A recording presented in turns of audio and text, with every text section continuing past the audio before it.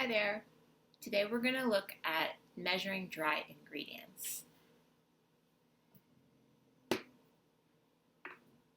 Oftentimes recipes ask you to mix the dry ingredients together and the wet ingredients together, and then you mix the wet and dry together.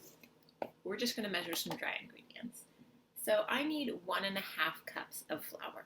Now, here are my measuring cups. Most measuring sets come with 4 different size scoops. There's actually quite a few different ways I could get to 1.5 cups.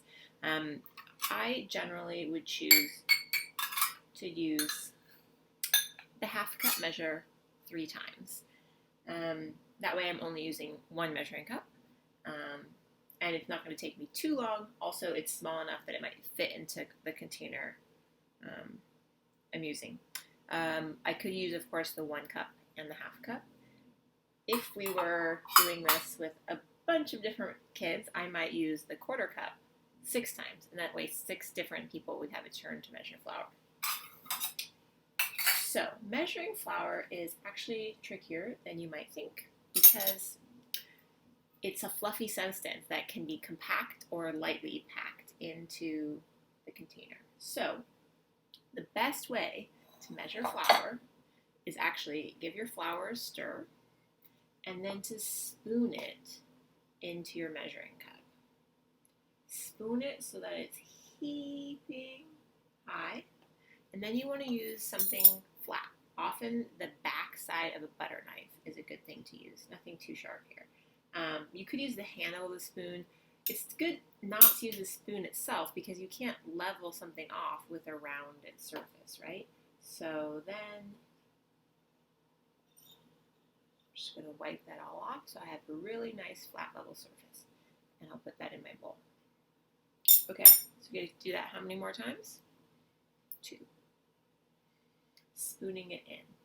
If instead I were to scoop my measuring cup in, the flour would be more compacted in the cup. Now what's wrong with that? Well, just as we're trying to achieve a standard amount of flour to follow a recipe, the best chance you have at getting the same amount of flour as whoever wrote that recipe is with this spooning in method. Now, that's another reason to be careful of where you got your recipes from and why weighing flour is actually a more precise method. But most of our recipes don't have the weights. They have the volume. So this is what we can do. All right, so that's all of our flour today. The next, I have 3 more ingredients to measure: baking powder, baking soda, and salt. Okay, so baking powder I have here. Sometimes it gets a little packed in there. And I need half a teaspoon. So I'm going to make sure I have the right measuring spoon here. 1/2 TSP.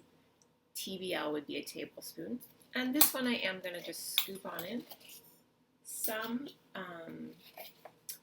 baking powder containers have a little lip built right in that you can just level it off.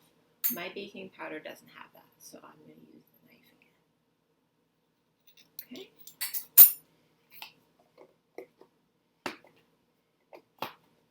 Baking soda. Now I have this and my salt in a jar, as well as my flour without labels, because I like to get ingredients in bulk. It actually saves a lot of money. Okay, so 1/2 teaspoon of baking soda also.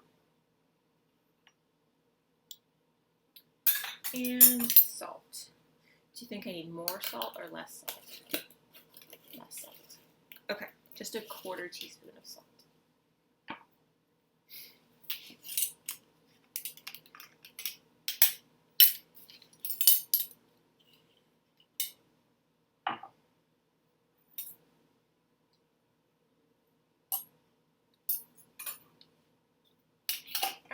Now, before I mix my wet ingredients in, or actually the dry ones are going into the wet ones, you want to make sure to give your dry ingredients a good stir or whisk together.